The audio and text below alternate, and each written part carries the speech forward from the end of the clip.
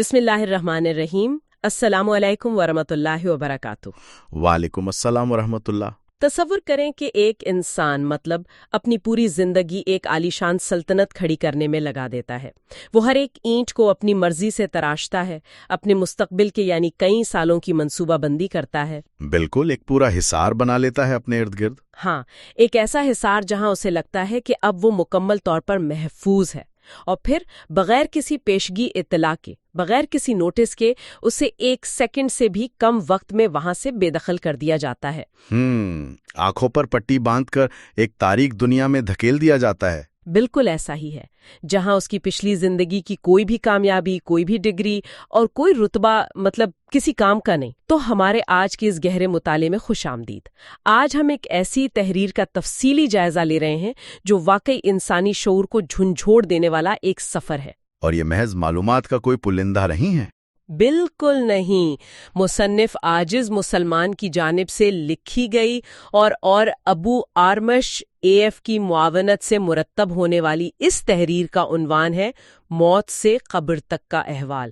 جب میں نوٹس اور حوالوں سے گزر رہی تھی تو یہ بات واضح ہوئی کہ اس میں 1400 سال پرانی الہامی حقیقتوں یعنی قرآن و حدیث کو جدید انسانی نفسیات کے ساتھ بہت گہرائی میں جوڑا گیا ہے۔ جی، اور اس جائزے کی جو سب سے مسحور کن بات ہے وہ یہی ہے کہ یہ ہمیں اس فریب سے باہر نکالتا ہے جسے ہم نے بڑی مہارت سے اپنے ارد گرد بن رکھا ہے۔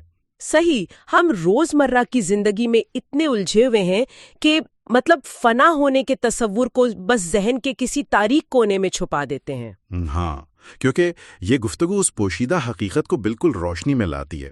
یہ واضح کرتی ہے کہ مادی دنیا کا جو طلسم ہے نا، وہ کتنا نازک ہے، اور جب انسان کا جسمانی نظام کام کرنا چھوڑ دیتا ہے تو وہ لمحہ محض ایک بایولوجیکل اختتام نہیں ہوتا۔ تو پھر وہ کیا ہوتا ہے؟ وہ دراصل ایک بہت بڑے شعوری سفر کا آغاز ہوتا ہے۔ چلیں ذرا اس بات کی تہیں کھولتے ہیں۔ اسی اختتام یا جسے آپ نے آغاز کہا، اس سے بات شروع کرتے ہیں۔ یہ وہ مقام ہے جہاں انسان کے تمام منصوبے، تمام پلانز دھرے کے دھرے رہ جاتے ہیں۔ بالکل، زبان اچانک خاموش ہو جاتی ہے۔ ہاں، آنکھیں پتھرا جاتی ہیں اور ارد گرد کھڑے ڈاکٹرز یا رشتہ دار بے بسی سے صرف یہ اعلان کرتے ہیں کہ اب کچھ نہیں ہو سکتا۔ ذرا اس لمحے کی نفسیاتی اور روحانی سنگینی تو سمجھنے کی کوشش کریں۔ ایک لمحے پہلے جو شخص اس دنیا کا حصہ تھا وہ اچانک ماضی بن جاتا ہے۔ اور دیکھیں، یہ دراصل دنیاوی سراب کے مکمل طور پر ٹوٹنے کا لمحہ ہے۔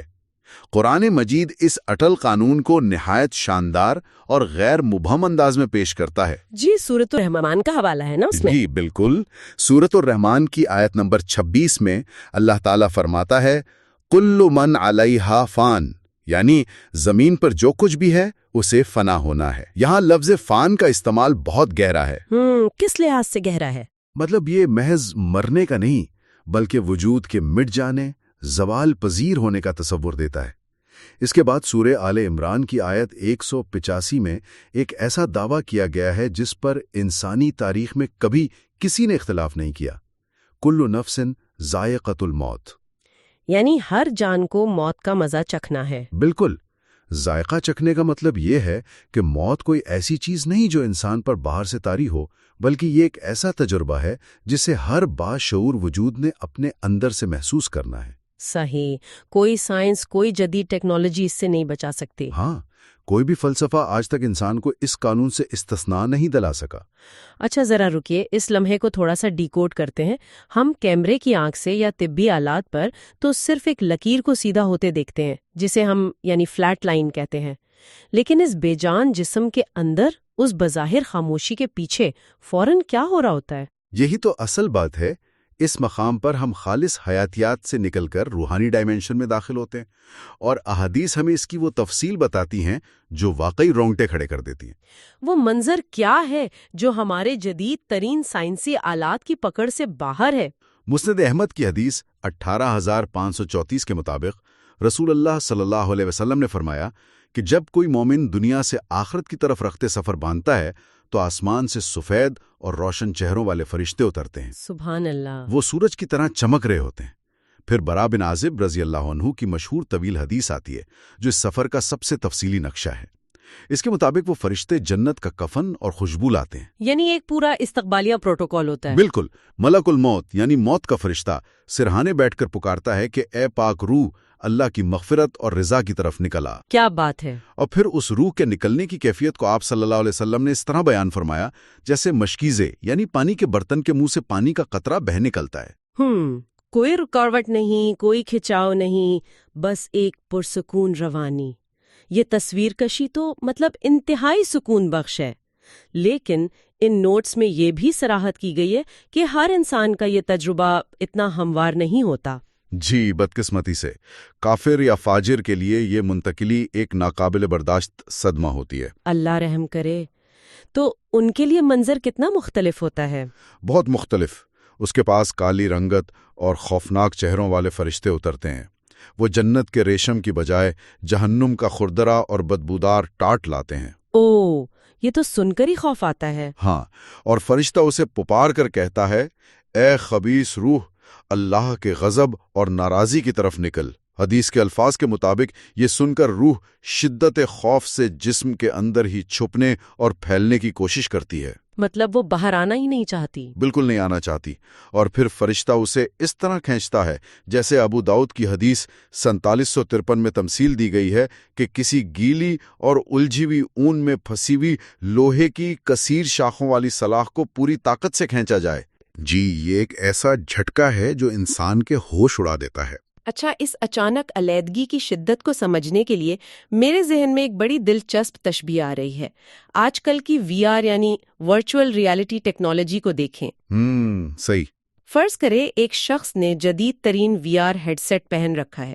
وہ کسی مصنوعی دنیا کا بادشاہ بنا ہوا ہے، محلات تعمیر کر رہا ہے، ورچوئل دوستوں سے داد وصول کر رہا ہے، اور وہ سمجھ رہا ہے کہ یہی اس کی کل کائنات ہے۔ بالکل۔ اور پھر اچانک بغیر کسی وارننگ کے کوئی اس کے سر سے وہ ہیڈ سیٹ نوچ لیتا ہے۔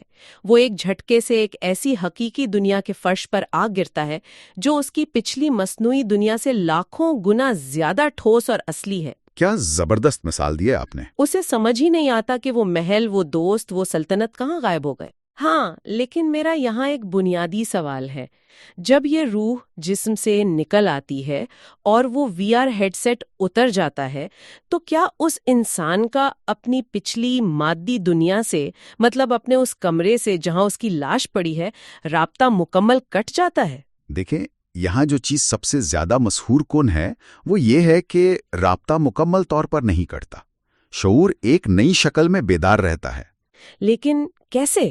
مطلب اگر ہم بائیولوجی کے نقطۂ نظر سے دیکھیں تو سننے کا عمل تو کان کے پردوں اور آواز کی لہروں کو پروسیس کرنے والے دماغ کا محتاج ہے۔ ہاں، بظاہر تو ایسا ہی ہے۔ تو جب دماغ ہی مردہ ہو چکا تو سماعت کیسے ممکن ہے؟ کیا یہاں شعور کی کسی اور جہت کی بات ہو رہی ہے؟ آپ نے بالکل صحیح نقطہ اٹھایا۔ یہاں ہم بایولوجیکل سماعت کی بات نہیں کر رہے بلکہ روحانی اور شعوری ادراک کی بات کر رہے ہیں۔ جب روح جسم سے آزاد ہوتی ہے تو اس کے ادراک کی صلاحیتیں مادی اعضاء کی محتاج نہیں رہتی۔ یعنی وہ ان حدود سے ماورا ہو جاتی ہے؟ جی، تحریر میں صحیح بخاری کی حدیث 3976 کا حوالہ موجود ہے جو اس بات کی سب سے بڑی دلیل ہے۔ جنگ بدر کے بعد جب مشرکین کی لاشوں کو ایک کنویں میں ڈالا گیا تو رسول اللہ صلی اللہ علیہ وسلم نے ان مقتولین کو ان کے ناموں سے پکارا۔ اور فرمایا کہ کیا تم نے اپنے رب کا وعدہ سچا پایا؟ بالکل۔ تو حضرت عمر رضی اللہ عنہ اور دیگر صحابہ کرام حیرت زدہ رہ گئے کہ آپ بے جان جسموں سے کلام کر رہے ہیں۔ ہاں، ظاہر ہے انسان حیران تو ہوگا۔ تو آپ کا جواب اس بایولوجیکل اصول پر ایک کاری ضرب تھا۔ آپ نے فرمایا، تم ان سے زیادہ سننے والے نہیں ہو، بس یہ جواب نہیں دے سکتے۔ یہ جواب نہ دے سکنے والی بات مجھے اس تحریر کا سب سے تکلیف دہ پہلو لگی ہے۔ علامہ ابن تیمیہ رحمہ اللہ کا بھی قول اس میں شامل ہے کہ میت بعض مواقع پر زندہ لوگوں کی بات سن سکتی ہے۔ بالکل سن سکتی ہے۔ اب ذرا اس منظر کو محسوس کریں۔ وہ شخص جس کا شعور پوری طرح بیدار ہے، وہ دیکھ رہا ہے کہ اس کی بیوی دھاڑے مار کے رو رہی ہے، اس کے بچے صدمے سے نڈھال ہیں، اس کی ماں کی چیخیں نکل رہی ہیں۔ وہ ان سب کو تسلی دینا چاہتا ہے، وہ بتانا چاہتا ہے کہ وہ وہیں موجود ہے، لیکن اس کی آواز چھن چکی ہے۔ ہاں، اس کے ہاتھ پاؤں اس کے کنٹرول میں نہیں، وہ ایک غیر مرئی شیشے کے پیچھے قید ہے۔ بالکل، جہاں سے وہ سب کچھ دیکھ اور سن رہا ہے مگر مداخلت کی 1% طاقت بھی نہیں رکھتا۔ بے بسی کی اس انتہا کو سوچ کر ہی دل دہل جاتا ہے۔ اور آپ دیکھیں، بے بسی کا یہ احساس اس وقت اور گہرا ہو جاتا ہے جب غسل کا مرحلہ آتا ہے۔ وہ کیسے؟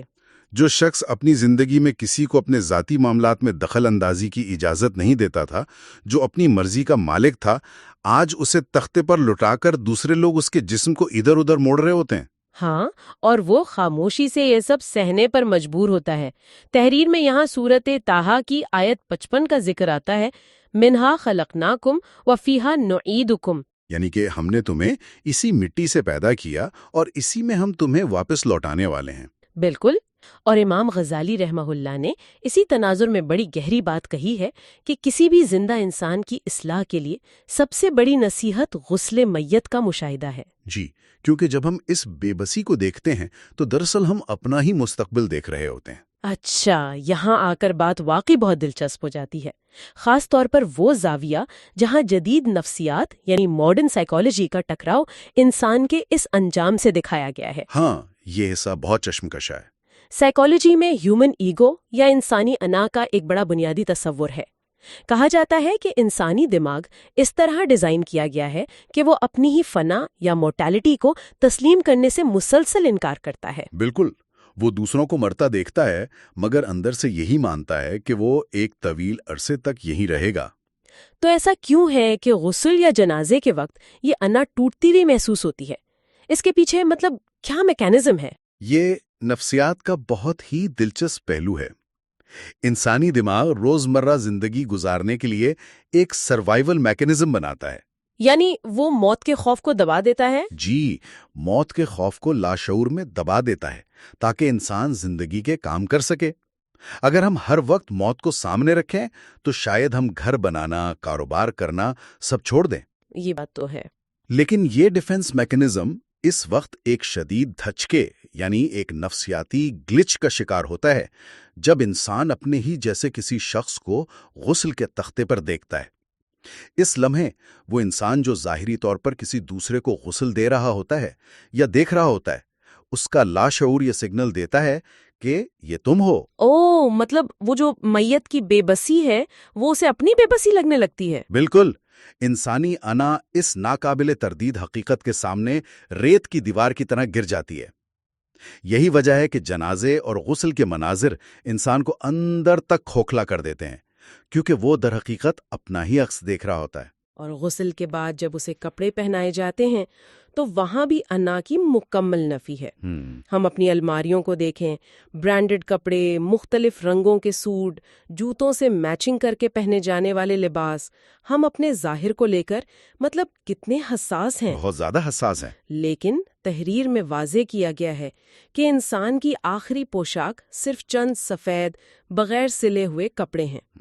رسول اللہ صلی اللہ علیہ وسلم کی واضح تلقین جامع ترمذی کی حدیث 994 میں موجود ہے۔ جی، کہ سفید کپڑے پہنو، یہی بہترین کپڑے ہیں، اور اپنے مردوں کو انہی میں کفن دو۔ یہ کفن اس بات کا اعلان ہے کہ دنیا کا کوئی فیشن، کوئی سٹیٹس، کوئی عہدہ اب اس وجود کے ساتھ منسوب نہیں رہا۔ ایک بادشاہ ہو یا فقیر، دونوں کا آخری یونیفارم ایک ہی ہے۔ یہی وہ برابری ہے جو موت سب پر نافذ کر دیتی ہے۔ پھر اس سفید کفن میں لپٹے انسان کو آخری اجتماع کے لیے یعنی نماز جنازہ کے لیے لایا جاتا ہے۔ جنازے کا منظر۔ اب اگر ہم جنازے میں شریک لوگوں کی نفسیات کا تجزیہ کریں تو یہ ایک عجیب ہی منظر ہوتا ہے۔ کچھ لوگ شدید صدمے میں ہوتے ہیں، کچھ صرف محلے داری یا تعلق نبھانے آئے ہوتے ہیں، اور کچھ لوگ وہاں کھڑے دنیاوی معاملات اور کاروبار پر بھی گفتگو کر رہے ہوتے ہیں۔ ہاں، یہ تو ہم اکثر دیکھتے ہیں۔ لیکن ابن القیم رحمہ اللہ کی جو تحقیق اس تحریر میں شامل کی گئی ہے، اس کے مطابق روح اس وقت بھی ان سب کے درمیان موجود ہوتی ہے۔ وہ دیکھ رہی ہوتی ہے کہ کون کس نیت سے آیا ہے۔ یہ واقعی معاشرے کا سب سے بڑا آئینہ ہے۔ ایک طرف چارپائی پر ایک قطعی اور اٹل حقیقت لیٹی ہے اور اس کے ارد گرد وہی دنیاوی مصلحتیں اور غفلتیں کھڑی ہیں۔ بالکل ایسا ہی ہے۔ اسی لیے ابن ماجہ کی حدیث کا حوالہ کتنا برمحل ہے کہ جنازے کے ساتھ چلو، کیونکہ یہ آخرت کی یاد دلاتا ہے۔ جنازہ محض ایک رسم نہیں بلکہ یہ زندہ لوگوں کے لیے ایک ویک اپ کال ہے۔ پھر جب وہ جنازہ گاہ سے اس گھڑے کی طرف روانہ ہوتا ہے تو دراصل وہ اپنے ان تمام رشتوں اور اس دنیا سے آخری بار دور جا رہا ہوتا ہے جسے اس نے اپنا گھر سمجھا تھا۔ ہاں، وہ گھر جہاں اس نے اتنے سال گزارے۔ یہاں صحیح بخاری کی حدیث 6514 بہت غور طلب ہے، جسے تحریر میں بہت کلیدی حیثیت دی گئی ہے۔ رسول اللہ صلی اللہ علیہ وسلم نے فرمایا کہ میت کے ساتھ 3 چیزیں قبر تک جاتی ہیں: اس کے اہل و عیال، اس کا مال اور اس کے اعمال۔ اور پھر ان میں سے 2 واپس آ جاتی ہیں۔ جی، ان میں سے 2 یعنی رشتہ دار اور مال، جو بعض اوقات سواری یا صدقے کی صورت میں ساتھ ہوتا ہے، وہ قبر کے کنارے سے واپس لوٹ جاتے ہیں، اور صرف ایک چیز یعنی اس کے اعمال اس کے ساتھ اس اندھیرے گھڑے میں اترتے ہیں۔ مطلب تو اس سب کا آخر مطلب کیا ہے؟ اس اعمال کے ساتھ اترنے کے تصور کو واضح کرنے کے لیے میں اس کی ایک مثال دیتی ہوں۔ جی بتائیں۔ فرض کریں آپ نے اپنی پوری زندگی ایک بہت بڑا اور پیچیدہ سافٹ ویئر کوڈ لکھنے میں گزار دی، اس امید پر کہ یہ ایک مخصوص آپریٹنگ سسٹم پر چلے گا اور آپ کو اس سے بہت شہرت اور پیسہ ملے گا۔